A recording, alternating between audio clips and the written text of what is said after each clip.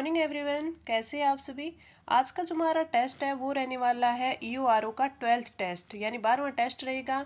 और आज के जो टेस्ट है उसमें खास क्या रहेगा कि मैं आपके लिए जितने भी टेस्ट लेके आती हूँ उसमें राजस्थान जीके और पार्ट बी यानी नगर पालिका एक्ट 2009 और आपकी इंडियन पॉलिटी ये क्वेश्चन लेके आती हूँ। लेकिन आज का जो हमारा टेस्ट है इसमें मैं आपके लिए एक्ट के क्वेश्चन लेके आई हूँ पार्ट बी के, और साथ में इंडियन पॉलिटी के क्वेश्चन लेके आई हूँ। क्योंकि हम राजस्थान के जितने भी जो स्टूडेंट है इसकी तैयारी कर रहे हैं तो आपका राजस्थान जीके है वो काफ़ी हद तक तैयार है, आपने काफ़ी इसकी प्रैक्टिस से कर ली है। चाहे आप रीट की तैयारी कर रहे थे तो या फिर आप पीछे कोई भी एग्जाम की तैयारी कर रहे थे, अगर आपने राजस्थान के ही जैसे आरएस की तैयारी कर रहे हैं तो आपके राजस्थान जीके है वो काफ़ी हद तक तैयार है। बस बच्चों को प्रॉब्लम कहाँ आ रही है कि जो आपके लिए जो ये एक्ट है ये नया है और साथ में इंडियन पॉलिटी है, जो ओनली ये राजस्थान जो भी एग्जाम की तैयारी करते हैं तो उन बच्चों को इंडियन पॉलिटी के क्वेश्चन पे ज़्यादा दिक्कत आ रही है। तो मैं आप सभी के लिए ओनली ये दो ही जो टॉपिक है इनके लिए आपके क्वेश्चन लेके आई हूँ ताकि आपकी है वो तैयारी काफ़ी हद तक अच्छी हो जाए। क्योंकि अगर कहीं देखें तो कहीं ना कहीं जो आपका ये ईओआरओ का जो एग्ज़ाम होएगा ये आरएस लेवल का ही होएगा, उसके लेवल के क्वेश्चन है बनने चाहिए। तो उस लेवल के क्वेश्चन बनेंगे तो कहीं ना कहीं आपके जो इंडियन पॉलिटी के जो क्वेश्चन है वो उसी लेवल के होंगे। तो आपको ज़्यादा जो ज़रूरत पड़ रही है प्रैक्टिस की तो आपके एक्ट और इंडिया पॉलिटी की पड़ रही है। राजस्थान जी के आप काफ़ी अच्छे से कवर कर भी रही हैं और ये आपका अच्छे से कवर भी हो जाएगा। आपको प्रॉब्लम यहाँ आ रही है तो मैं आपके लिए जो आज है वो पहले राजस्थान जीके के क्वेश्चन ले आती थी, उनकी जगह पर इन दोनों के क्वेश्चन है वो ज़्यादा इंक्लूड कर दिए हैं। तो आज का टेस्ट है वो आपके लिए काफ़ी इंपॉर्टेंट रहेगा। तो आपको शुरू से लेकर लास्ट तक है वो क्लास देखनी है। और अगर आपने अभी तक हमारा चैनल सब्सक्राइब नहीं किया तो आप वो भी सब्सक्राइब कर लें। तो चलिए आज हम हमारा टेस्ट स्टार्ट करते हैं और हमारा पहला क्वेश्चन है नगरपालिका अधिनियम 2009 की धारा 327 के तहत नगरपालिका के अभिलेख को जांचने हेतु मंगवाने की शक्ति है वो किसके पास है, यानी शक्ति है वो किसकी है। तो हमें ये पता चल गया कि धारा 327 है, इसमें क्या है, इसमें है अभिलेख मंगवाने की शक्ति। अभिलेख मंगवाने की शक्ति, तो आपको ये याद रखना है, ये जो आपकी धारा 327 है ये काफ़ी इंपॉर्टेंट है। तो अभिलेख मंगवाने की शक्ति, ठीक है। अब इसने पूछा है कि किसके पास है ये शक्ति, नगरपालिका अध्यक्ष के पास, जिला कलेक्टर के पास, राज्य सरकार द्वारा प्राधिकृत अधिकारी के पास और नगरपालिका उपाध्यक्ष के पास। ये क्वेश्चन मैंने आपको उससे पिछले वाले टेस्ट में करवाया था, लेकिन मैंने उसमें ये आपको धारा नहीं बताई थी, मतलब धारा नहीं अच्छे से पढ़ाई थी। मैंने इतना आपको ये क्वेश्चन करवा दिया था कि अभिलेख है वो जांच हेतु मंगवाने की शक्ति किसकी है, राज्य सरकार द्वारा प्राधिकृत व्यक्ति की है। तो इस क्वेश्चन का राइट आंसर आपको ऑप्शन सी हो जाएगा। अब मैं आपको बताती हूँ कि धारा जो 327 है अभिलेख मंगाने की शक्ति, इसमें क्या दिया हुआ है। इसमें दिया हुआ है कि अगर राज्य सरकार या तो राज्य सरकार या फिर राज्य सरकार द्वारा कोई प्राधिकृत व्यक्ति है, वो आपके कोई भी अधिकारी हो नगरपालिका का, ठीक है, या नगरपालिका अधिकारी हो या फिर अध्यक्ष हो, ठीक है, उपाध्यक्ष हो, कोई सदस्य हो, या फिर उनके द्वारा कोई भी जारी आदेश है या संकल्प है वो जारी किया गया हो, तो उस आदेश या संकल्प की शुद्धता, वैधता और औचित्य जानने के लिए, औचित्य जांच के लिए जो आपका अभिलेख है उसको मंगा सकेगा, अभिलेख को मंगवा सकेगा।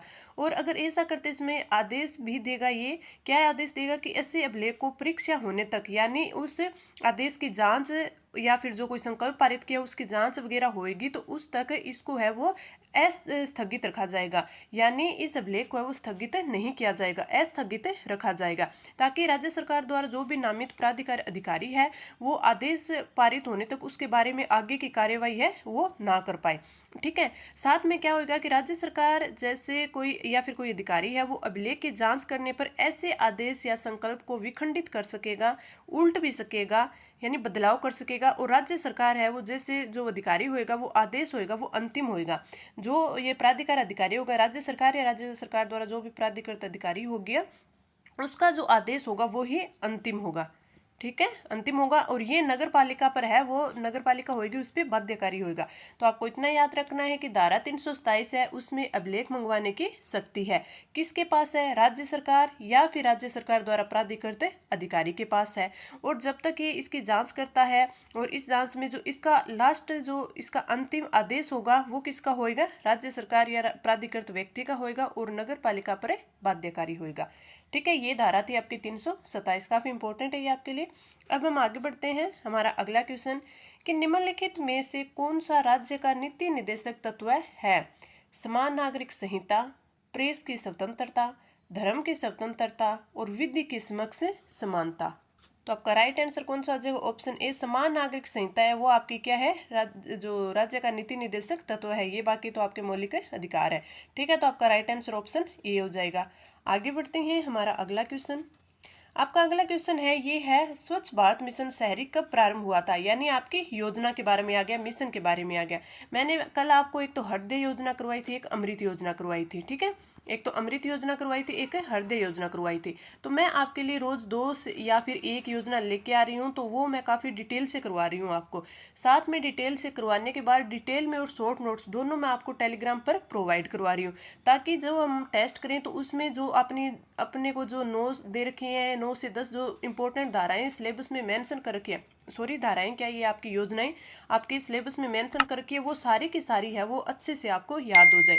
टेलीग्राम पे इसलिए प्रोवाइड करवा रही हूँ ताकि आपका रोज का उसका रिवीजन हो सके, इसलिए आपके लिए मैं योजनाएं है वो लेके आ रही हूँ।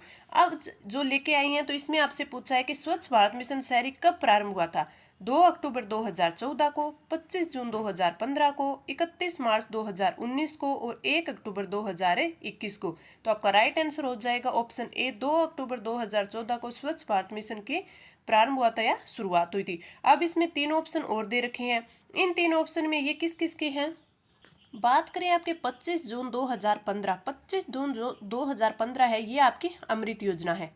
आपकी अमृत योजना कल मैंने आपको अच्छे से कवर करवाई थी। अमृत योजना का अगर शुभारंभ पूछ ले तो वो कौन सा है? 25 जून 2015।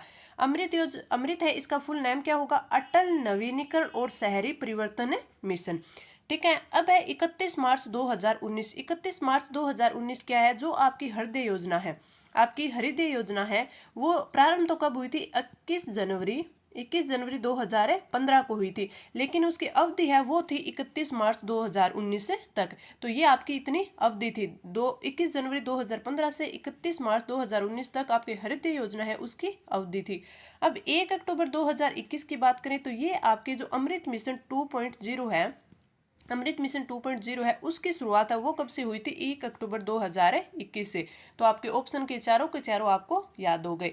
अब हम देखते हैं कि स्वच्छ भारत मिशन शहरी है वो 2 अक्टूबर 2014 को तो प्रारंभ हुआ था। इसके बारे में और डिटेल से पढ़ लेते हैं हम कि इसके बारे में और क्या क्या दिया हुआ है।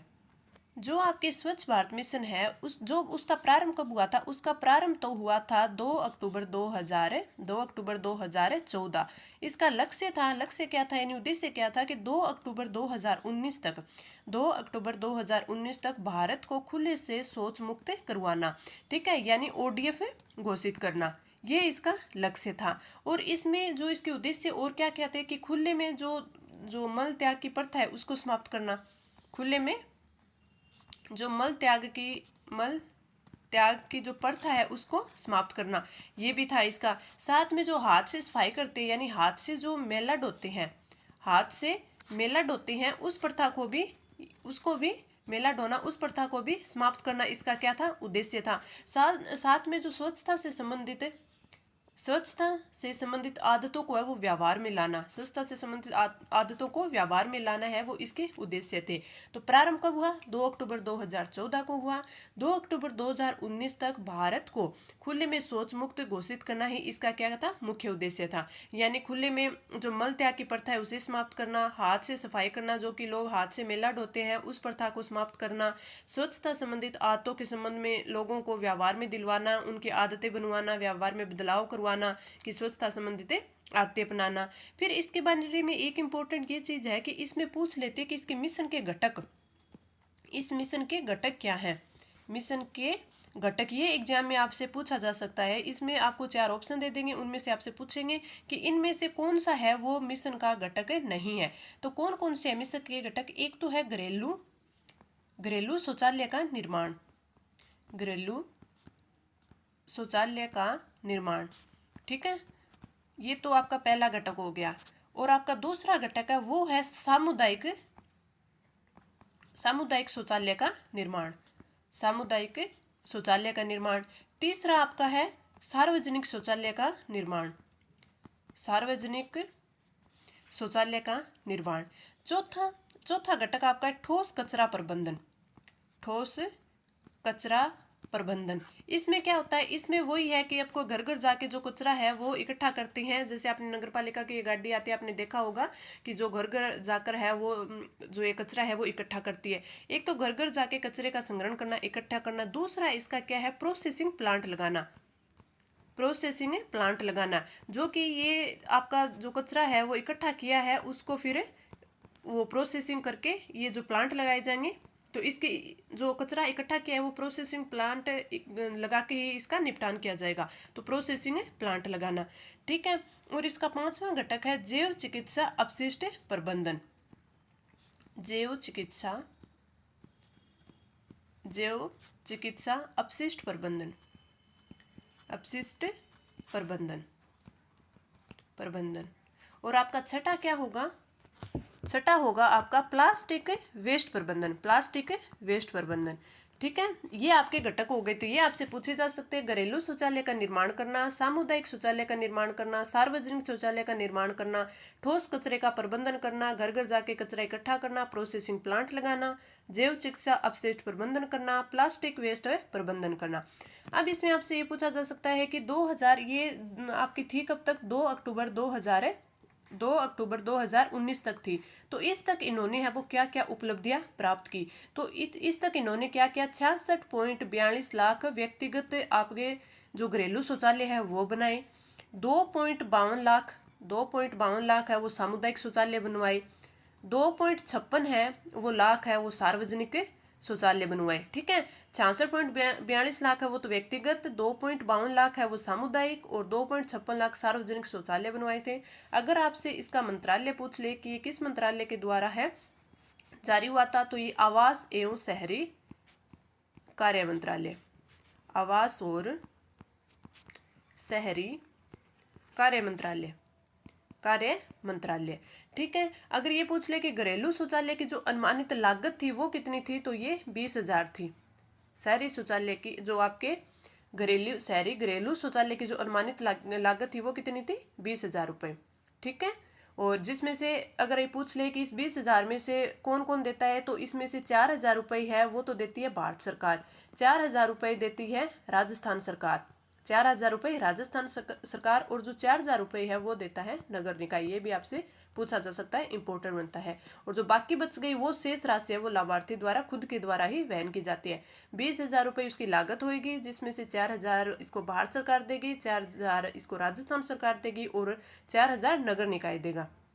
ठीक है, और बाकी की जो शेष राशि बच गई वो खुद लाभार्थी के द्वारा वहन की जाएगी। तो ये आपकी जो शहरी स्वच्छ भारत मिशन शहरी योजना थी। तो इसके बारे में ये मैंने आपको डिटेल से बता दी है। साथ में ही मैं इसकी है जो आपको ये नोट्स होगी मैं आपको टेलीग्राम पर प्रोवाइड करवा दूंगी, जहाँ से आप अच्छे से इसको रिवीजन भी कर सकती हैं। अब हम आगे बढ़ते हैं। हमारा अगला क्वेश्चन है कि भारत के संविधान के संदर्भ में निम्नलिखित कथनों पर विचार कीजिए। मूल अधिकार, मूल कर्तव्य और राज्य के नीति निर्देशक तत्व है। भारत सरकार द्वारा आरंभ किए गए राष्ट्रीय सामाजिक सहायता कार्यक्रम में भारत के संविधान के उपयुक्त उपबंधों में से कौन सा पूरा करते हैं। ठीक है, जो राष्ट्रीय सामाजिक सहायता कार्यक्रम है उसमें से ये तीनों है वो कौन से पूरा करते हैं, केवल एक, केवल तीन, केवल एक और तीन, एक, दो और तीन, यानी तीनों करते हैं। तो आपका राइट आंसर हो जाएगा ऑप्शन बी, ओनली 3। तो जो आपके राज्य के जो नीतिक निर्देशक तत्व हैं वो ही इस उपबंधों को पूरा करते हैं। तो आपका राइट आंसर ऑप्शन बी हो जाएगा। आगे बढ़ते हैं। हमारा अगला क्वेश्चन कि नगरपालिका के विघटन के संबंध में निम्न कथनों पर विचार करें। पहला कथन है कि नगरपालिका के विघटन के बाद नगरपालिका अध्यक्ष है, उपाध्यक्ष है, सदस्य अपना पद रिक्त कर देंगे। नगरपालिका के विघटन के बाद नगरपालिका अध्यक्ष, उपाध्यक्ष एवं सदस्य वो पुनर्निर्वाचन के लिए योग्य नहीं होंगे। इसमें दिया हुआ नहीं होंगे, हमें बताना इनमें से कौन सा सही है। तो ये बात तो सही है कि नगरपालिका के विघटन के बाद नगरपालिका अध्यक्ष हो गया, उपाध्यक्ष हो गया या फिर उसके सदस्य होंगे वो पद रिक्त ही करेंगे, क्योंकि जब अगर नगरपालिका ही नहीं रहेगी तो ये नहीं रहेंगे, तो ये पद रिक्त हो जाएंगे। तो ये बात तो बिल्कुल सही है।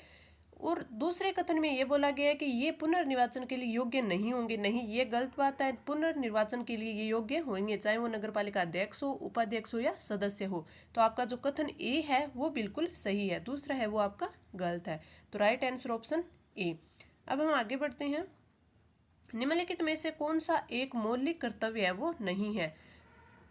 राष्ट्रगान का सम्मान करना, राष्ट्रीय संपत्ति का बचाव करना, राष्ट्रीय महत्व के स्थानों और स्मारकों की रक्षा करना, प्राकृतिक वातावरण का संरक्षण और सुधार करना। इनमें से कौन सा एक है जो हमारा मौलिक कर्तव्य नहीं है? तो आपका राइट आंसर आ जाएगा ऑप्शन सी, राष्ट्रीय महत्व के स्थानों और स्मारकों की रक्षा करना, जो एक मौलिक कर्तव्य नहीं आता। तो ऑप्शन सी आपको बिल्कुल सही होगा। आगे बढ़ते हैं। राजस्थान नगरपालिका अधिनियम 2009 की धारा 317 के तहत नगरपालिका प्रशासन से संबंधित मामलों का निरीक्षण करवाने के लिए जांच अधिकारी किसके द्वारा नियुक्त किया जाता है? नगरपालिका अध्यक्ष, नगरपालिका उपाध्यक्ष, राज्य सरकार और स्थानीय प्रशासन किसके द्वारा नियुक्त किया जाता है? तो ये आपके किया जाता है राज्य सरकार के द्वारा। तो राइट आंसर हो जाएगा ऑप्शन सी। तो आपकी धारा 317 है। धारा 317 में क्या दिया हुआ है कि नगरपालिका मामलों की सरकार द्वारा जांच करवा सकती है। नगरपालिका मामलों की सरकार द्वारा जांच, ये आपके धारा 317 में दिया हुआ है। अब देखिए कि धारा 317 है वो कौन से अध्याय में आती है? तो ये आपके अध्याय 14 में आती है। आपसे ये भी पूछा जा सकता है, तो आपको जो जो सिलेबस में अध्याय है वो अच्छे से याद होने चाहिए कि कौन सा अध्याय है, इसके अंदर इसका नाम क्या है और इसके अंदर कौन कौन सी धाराएं आती है। तो अध्याय जो 14 है ये किसके लिए है? ये है नियंत्रण कंट्रोल, ठीक है। और जो आपका नियंत्रण है इसमें धारा 14 है, इसमें आपकी कितनी धाराएं आती है? इसमें धाराएं आती है 309 से 327, 309 से 327। तो आपके अध्याय 14 में क्या है? नियंत्रण है, यानी अध्याय 14 का नाम है नियंत्रण। इसमें धाराएं कौन कौन सी आती है? 309 से 327। अब हम आगे बढ़ते हैं। हमारा अगला क्वेश्चन कि 42वें संविधान संशोधन के 10 आचार आदेशों को किस नाम से जाना जाता है? मौलिक अधिकार, मौलिक कर्तव्य, पंचायती राज के सिद्धांत और राज्य के नीति निर्देशक सिद्धांत। तो ये तो हम सभी को पता है कि इनको मौलिक कर्तव्य बोला जाता है। तो आपका राइट आंसर हो जाएगा ऑप्शन बी। आगे बढ़ती हैं। हमारा नेक्स्ट क्वेश्चन कि राजस्थान नगरपालिका अधिनियम 2009 की धारा 309 के तहत निदेशक, उपनिदेशक और सहायक निदेशक की नियुक्ति है वो किसके द्वारा की जाती है? राज्य सरकार, केंद्र सरकार, स्थानीय प्रशासन और राष्ट्रपति। तो आपका राइट आंसर हो जाएगा ऑप्शन ए, राज्य सरकार। तो हमें ये पता चल गया कि जो धारा 309 है इसमें क्या है? जो निदेशक, उपनिदेशक और सहायक निदेशक नियुक्ति है वो किसमें है? 309 में दी हुई है। और किसके द्वारा? राज्य सरकार के द्वारा होती है। तो आपकी धारा 309 है, इसमें क्या होगा? निदेशक। तो आपकी धारा 309 है, इसमें क्या होगा? आपके निदेशक, उपनिदेशक और जो सहायक निदेशक होंगे उनकी नियुक्ति होगी। नियुक्ति और क्या होगी? इनकी शक्तियाँ। नियुक्ति और शक्तियाँ हैं वो धारा किस में होगी? 309 में होगी। तो ये इंपॉर्टेंट बन जाती है। इसमें क्या होगा कि राज्य सरकार है वो किसी भी अधिकारी को स्थानीय निकाय के निदेशक के रूप में है वो नियुक्त कर सकती है। और जो ऐसा जो अधिकारी होएगा, निदेशक होएगा, उसके लिए और भी इस अधिनियम के अनुसार और भी इसके जो सहायक होंगे, उप निदेशक और आपके सहायक निदेशक है, इनकी भी नियुक्ति कर सकेंगे, जो कि इसके निदेशक के ही अधिकार क्षेत्र में रहेंगे, यानी इनके कहने पे ही वो कार्य करेंगे। ठीक है, तो ये आपका राइट आंसर ऑप्शन ए हो गया। अब आगे बढ़ते हैं। हमारा अगला क्वेश्चन कि भारत के प्रत्येक नागरिक का कर्तव्य होगा प्राकृतिक पर्यावरण का संरक्षण एवं सुधार करना। तो का जो ये है, ये उपबंध है, ये शामिल है। किस में दिया हुआ है कि प्राकृतिक पर्यावरण का संरक्षण एवं सुधार करना है वो भारतीय नागरिक का मौलिक कर्तव्य है। किस में दिया हुआ है? अनुच्छेद 21 में, अनुच्छेद 48A में, अनुच्छेद 51A में और अनुच्छेद 56 में। तो आपका राइट आंसर हो जाएगा ऑप्शन बी, अनुच्छेद 48A। ये काफी बार पूछा जाता है आपके प्राकृतिक पर्यावरण का संरक्षण एवं सुधार मौलिक कर्तव्य कौन से अनुच्छेद में दिया हुआ है। तो ये आपके अनुच्छेद 48A में दिया हुआ है। ये आपके लिए काफी इंपॉर्टेंट अनुच्छेद है। आगे बढ़ते हैं। हमारा अगला क्वेश्चन, किसी भी व्यक्ति द्वारा नगरपालिका अधिनियम, नियम, उपनियम का उल्लंघन करने पर उस पर कितने रुपए का जुर्माना लगेगा? 2000 से 3000, 2000 से 5000, 1000 से 2000 और 5000 से 10,000। तो अगर कोई भी नगरपालिका अधिनियम हो गया, नियम, उपनियम का उल्लंघन करता है तो उसको 2000 से 5000 का जुर्माना लगता है। 2000 से 5000 का जुर्माना लगता है। तो आपका राइट आंसर ऑप्शन बी हो गया। आगे बढ़ते हैं। नेक्स्ट क्वेश्चन, निम्न में से किस एक का संरक्षण है वो भारतीय नागरिक का मूल कर्तव्य है? ग्राम पंचायत का, राष्ट्रीय ध्वज का, अनुसूचित जाति अनुसूचित जनजाति का और वन्य प्राणी का। तो इसमें आपका राइट आंसर हो जाएगा ऑप्शन डी, वन्य प्राणी, क्योंकि वन्य प्राणी का संरक्षण होता है, इन चीजों का संरक्षण नहीं होता। तो आपका राइट आंसर ऑप्शन डी हो जाएगा। आगे बढ़ते हैं, हमारा अगला क्वेश्चन, किस नगर पालिका द्वारा किसी मामले में अभिप्रयोजन प्रस्तुत करने की अधिकतम अवधि है वो क्या रहेगी?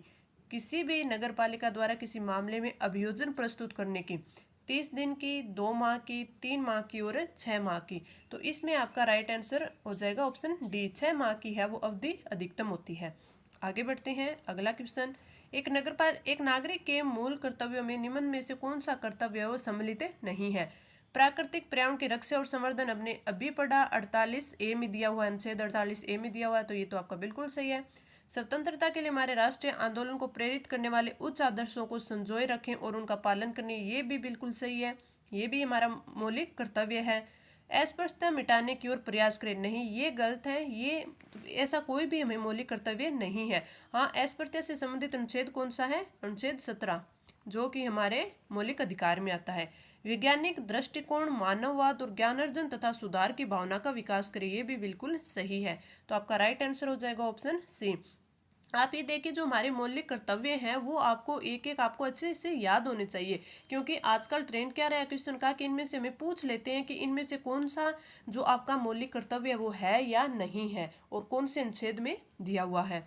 आगे बढ़ते हैं, हमारा अगला क्वेश्चन, राज्य सरकार को नगरपालिका की उपविधि या नियमों को परिवर्तित करने की शक्ति राजस्थान नगरपालिका अधिनियम 2009 की कौन सी धारा के तहत प्रदान की गई है?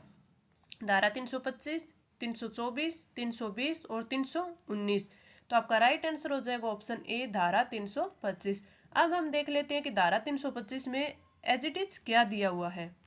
जो आपकी धारा 325 है उसमें दिया हुआ है कि सरकार की नगर पालिकाओं की जो भी उपविधि होगी, इसमें दिया उपविधि होगी या फिर उसके कोई भी नियम होंगे, ठीक है, उनको है वो रद्द कर सकती है, यानी डिलीट कर सकती है या फिर उनको मॉडिफाई कर सकती है, उनको मॉडिफाई करती है। ये शक्ति किसके पास है? राज्य सरकार के पास है। इसमें क्या है कि राज्य सरकार है वो नगर पालिका द्वारा जारी कोई भी नियम हो गया या फिर कोई भी आपकी विधि हो गई, वो राजपत्र में प्रकाशित करेगी। राजपत्र में प्रकाशित करके ही या तो पूर्णतः रद्द कर देगी, उसको पूर्णतः रद्द कर देगी या फिर उसको मॉडिफाइड कर सकती है। हालांकि ये होगा कि आपकी जो राज्य सरकार कोई भी कार्यवाही करेगी तो ठीक है, उसको करने से पहले है वो नगर पालिका को सूचित करेगी, यानी ऐसा कोई भी जब राज्य सरकार ये प्रस्ताव लाती है तो उससे पहले नगर पालिका को इसका कारणों के सहित भी, क्यों कर रहे हैं हम, कारणों के सहित है वो नगर पालिका को सूचित कर देगी और इसका स्पष्टीकरण भी नगर पालिका को जरूर देगी।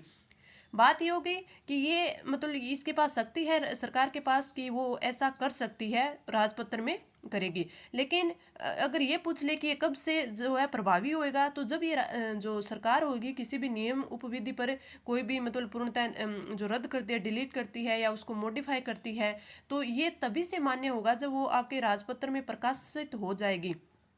प्रकाशित है वो हो जाएगी उस तारीख के बाद है, प्रकाशित होने के बाद उस तारीख के बाद है ये मानी जाएगी, यानी उसके बाद मानी जाएगी कि हाँ वो रद्द कर दी गई है, मॉडिफाई कर दी गई है। लेकिन इसमें एक चीज़ ये ध्यान करिएगा कि जो बात होगी वो प्रभावी होगी इसके प्रकाशन के तारीख के बाद। अगर इस तारीख से पहले कोई भी ऐसा आदेश या फिर उपविधि है तो उस पर ये बात लागू नहीं होगी, ये थोड़ा आप अच्छे से ध्यान रखें।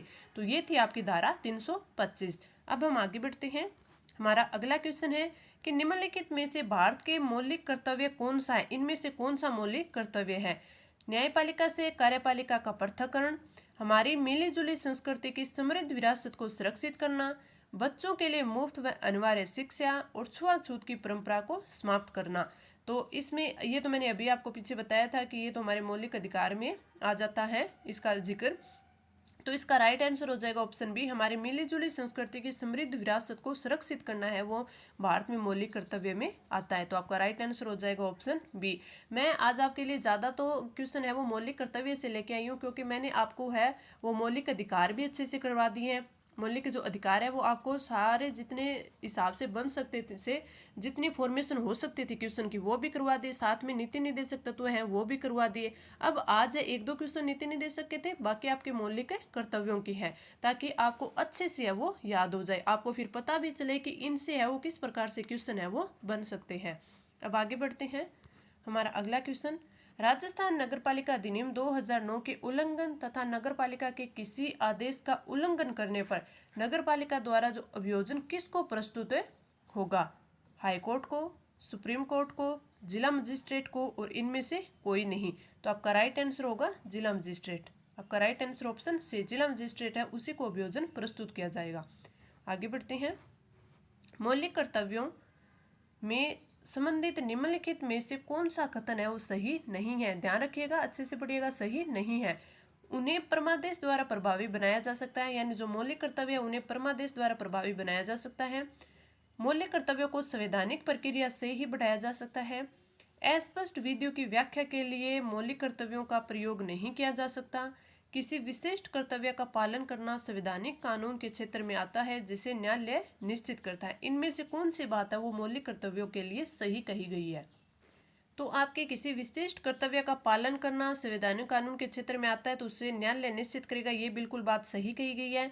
अस्पष्ट विधियों की व्याख्या के लिए इनका उपयोग नहीं किया जा सकता, ये भी सही है। इन्हें संवैधानिक प्रक्रिया से ही बढ़ाया जा सकता है, हाँ सही है, हम संविधान में संशोधन करके इनको बढ़ा सकते हैं। इन्हें परमादेश द्वारा प्रभावी बनाया जा सकता है, ये बात इन्होंने गलत कही है। तो कौन सा कथन सही नहीं है? आपका ऑप्शन ए है, वो बिल्कुल सही नहीं है। तो राइट आंसर हो जाएगा ऑप्शन ए।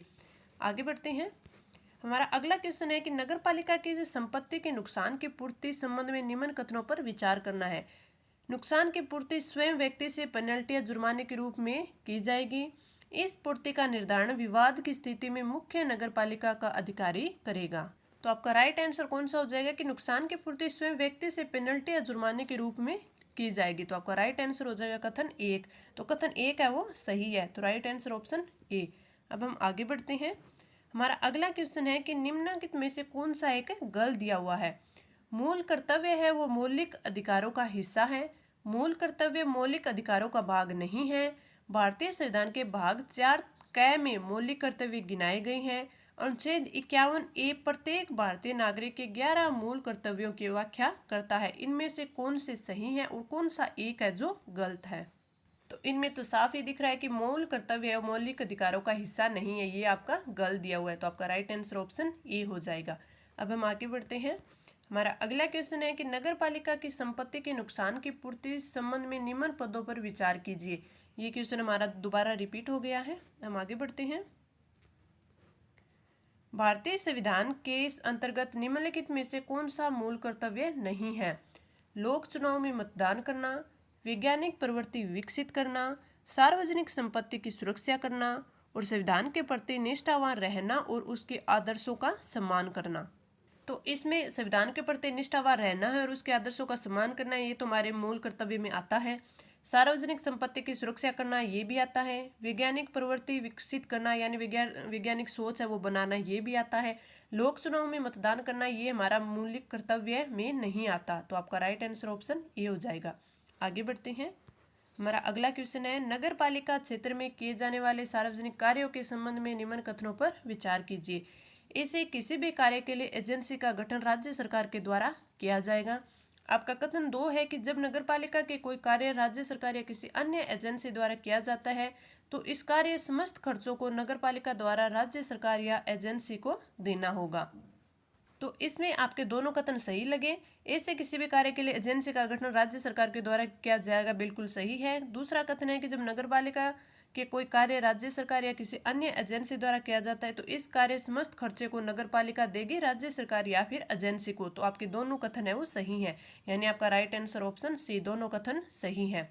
आगे बढ़ते हैं। हमारा अगला क्वेश्चन है कि 42वें संविधान संशोधन जो कि 1976 में हुआ था से भारतीय संविधान में एक नया अध्याय जोड़ा गया। कौन सा जोड़ा गया? संघीय क्षेत्रों के प्रशासन से संबंधित, अंतर्राज्यीय परिषदों के निर्माण और मौलिक कर्तव्य। तो आपका राइट आंसर हो जाएगा ऑप्शन सी, मौलिक कर्तव्य है वो जोड़ा गया। आगे बढ़ते हैं। अगर नगरपालिका क्षेत्र में विक्रय के अतिरिक्त धार्मिक प्रयोजन के अतिरिक्त कोई पशु मर जाता है तो उसे आबादी क्षेत्र से कितने किलोमीटर दूर निर्वर्तित करने के लिए ले जाया जाता है, यानी उन्हें कहाँ दफनाया जाता है या कहाँ रखा जाता है, कितने किलोमीटर दूर है वो रखा जाता है?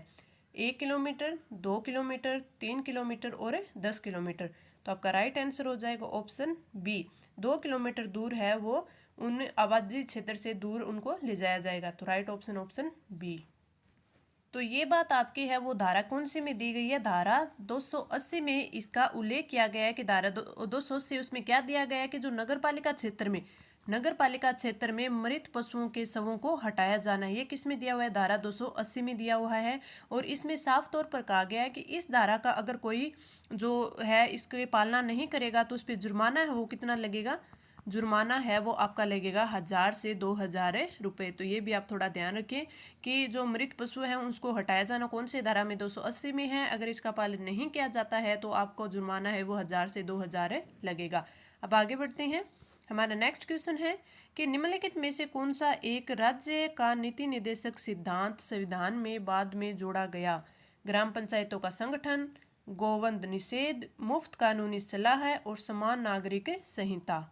तो आपका राइट आंसर हो जाएगा ऑप्शन सी, मुफ्त कानूनी सलाह है बाद में जोड़ा गया। Right answer option C. आगे बढ़ते हैं। अगला क्वेश्चन, भारत की प्रभुता, एकता और अखंडता की रक्षा करने और उसे अक्षुण्ण रखने के मूल कर्तव्य को अनुच्छेद 51A में किस स्थान पर रखा गया है, कौन से स्थान पर रखे गए ये हमें बताना है। तो इसमें चौथे, पहले, दूसरे और तीसरे कौन से स्थान पर रखा गया है, तो आपका राइट आंसर हो जाएगा ऑप्शन डी, तीसरे स्थान पर है वो रखा गया है। अब आगे बढ़ते हैं। अगला क्वेश्चन कि संविधान के किस अनुच्छेद में भारतीय नागरिकों के मूल कर्तव्य शामिल है, अनुच्छेद 50 क में, अनुच्छेद 50 ख में, अनुच्छेद 50 क में, 51 क में और अनुच्छेद 51 ख में। तो आपका राइट आंसर हो जाएगा ऑप्शन सी, अनुच्छेद 51 क में। अगर बिल्कुल ही इजी क्वेश्चन बनाना चाहे तो आपसे यही पूछा जाएगा कि मूल कर्तव्य है वो किस अनुच्छेद में है और कौन से संविधान संशोधन से है वो जोड़े गए हैं, ये सब आपसे पूछा जाएगा। अगला क्वेश्चन है कि निम्नलिखित युग्मों में से कौन सा एक सुमेलित नहीं है। इस साइड संविधान के भाग दे रखे हैं और इस साइड है विषय दे रखे हैं। भाग सेकंड है उसमें नागरिकता दी गई है, बिल्कुल सही है। संविधान के भाग जो सेकंड है दूसरा है उसमें नागरिकता का उल्लेख किया गया है। भाग थर्ड में मूल अधिकार दिए गए हैं, ये भी बिल्कुल सही है। भाग 4 में राज्य के नीति निर्देशक तत्व है, ये भी बिल्कुल सही है। भाग 5 में मूल कर्तव्य नहीं, भाग 5 में नहीं, भाग 4 क में ही इनको रखा गया है। तो ये राइट आंसर आपका ऑप्शन डी हो जाएगा। तो आपका राइट आंसर ऑप्शन डी। ये मैंने काफ़ी इंपॉर्टेंट क्वेश्चन आपको करवा दिए हैं। आपको क्लास कैसी लगी आप नीचे कमेंट्स करके ज़रूर बताएं। वही अगर आपको अच्छी लगी है तो लाइक करें, अपने फ्रेंड्स के साथ शेयर करें और अगर आपने अभी तक चैनल को सब्सक्राइब नहीं किया है तो सब्सक्राइब ज़रूर कर लें। तो इस क्लास में इतना ही, धन्यवाद।